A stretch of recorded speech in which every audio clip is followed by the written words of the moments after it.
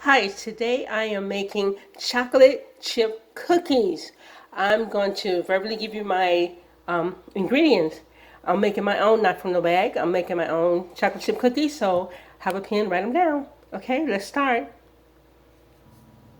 Now here I have a half a cup of granulated white sugar, and here I have 1 cup of packed dark brown sugar. And we're gonna put those in there in the blender. And I have 2 sticks of butter, room temperature.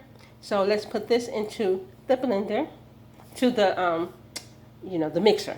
Okay, so I got my mixer here. Yes, I love a mixer. As you can see, I love my mixer, and I'm gonna put these 2 sticks of butter in there first. Okay. And put the other stick of butter in there also. There's 2 sticks of butter. So, and next we're going to put the cup of brown sugar in here. Packed brown sugar. Yes, it's packed. I packed it.